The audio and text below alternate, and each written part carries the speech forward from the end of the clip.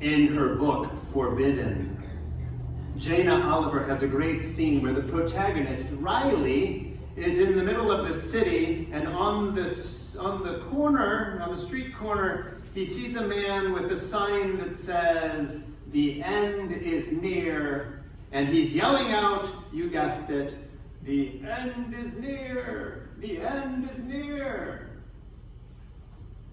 It's a precious scene because in Forbidden, Riley walks up to that man with the sign who's yelling, "The end is near, the end is near," and asks him, "Excuse me, buddy, do I have time for a hot chocolate?" And the man looks at him and says, "I don't know." And that's at the heart of apocalypticism. What it is that we hear in today's scriptures. This thought that the end is coming, the end may even be near, but do any of us know the day or the hour of this end? None of us. That's what Jesus tells us in today's gospel, right? None of the angels know when this is. Not even the Messiah, not even the Son of God knows when this is. Only God in heaven knows. It's part of this apocalyptic tradition in the church, which goes back centuries. We say that Jesus, yes, he was a carpenter, but after being a carpenter, what did he become? He became a Jewish apocalyptic preacher. He was one who was preaching the end, as we see in today's gospel. About how it is that one day the Son of God would come in the clouds. St. Paul was an apocalyptic preacher. St. Paul said, before any of us on this earth die, God is going to lift us up into the clouds where Jesus is going to come down from the heavens and meet us halfway. That's apocalypticism. Throughout the ages, people have believed that the world is going to end. You remember in the year, you wouldn't remember this, but at the year 1000, when we were coming up on the year 1000, Christians thought, certainly this is a significant year. The world's got to be about to end. An event that you will remember. Do you remember Y2K? Do you remember when we were coming up on 2,000 years? Same thing, right? Oh, the world is going to end. The church has a 3-year cycle of scriptures, meaning that the same scriptures that we hear today we'll hear in another 3 years and another 6 years, but we also heard them 3 years ago. And do you remember when we heard them 3 years ago in 2021? They had different meaning because we were still coming out of a pandemic. All of us thinking, oh my, the end is near. When we heard these scriptures 3 years ago, not only were we coming out of a pandemic, but that week we were going through a hurricane. Anyone remember that? There was a hurricane in Texas, and also, as if that were not enough, there was a plague of locusts from Kenya, if you remember that, who were here in the United States somehow. 3 years ago, I don't know about y'all, but I was wondering myself, is the end near? And you know what? People have thought that throughout time. People have thought that throughout time. Which is why today's scriptures are so comforting, because even the ancient peoples were thinking, the end is near, the end is near. But do we know if or when that end is? When, as Daniel says in today's first reading, the dead are going to rise, and those who are wise and joyous are going to shine like the stars in the sky. Do we know when that's going to happen? Don't know.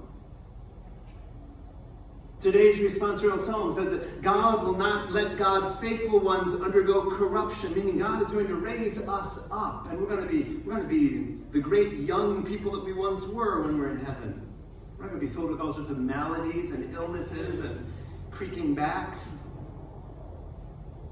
Today's second reading from the letter of the Hebrews talks about how one day Christ is going to make his enemies his footstool. He's going to put his feet on his enemies.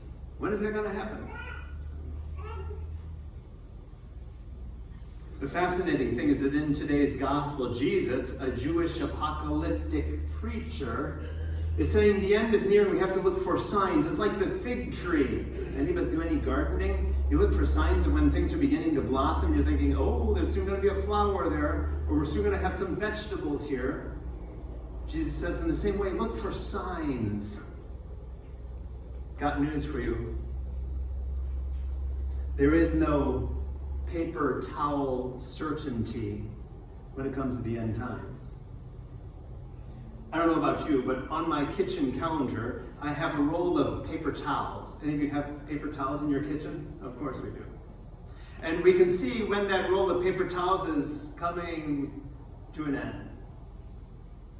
It happens with every roll of toilet paper, with every tube of toothpaste, with every stick of deodorant, with every can of hairspray. You can shake it and you know, oh, I'm soon going to need some more of this or that. We know that the end is coming with those things. Do we know when the end is coming, if indeed it is, of the world? God knows for you, there's no paper towel certainty. Which is why 2,024 years after Jesus' birth, we're still talking about this. I'm reminded of the quote, "Yesterday is history." Have you heard this before? "Tomorrow is mystery, but today is a gift," which is why we call it the present. Yesterday is history, tomorrow is mystery. We don't know what's going to happen tomorrow. In fact, think back 2 weeks ago, or 2 years ago, or 20 years ago. Could you imagine some of the things that have happened during the past 2 weeks, or the past 2 years, or the past 20 years? Life can sometimes change in a heartbeat. Which is why we need to live in the present. Not worrying about the future, or the end of the world, or anything like that, but living in the present. Any good Catholics in the crowd today?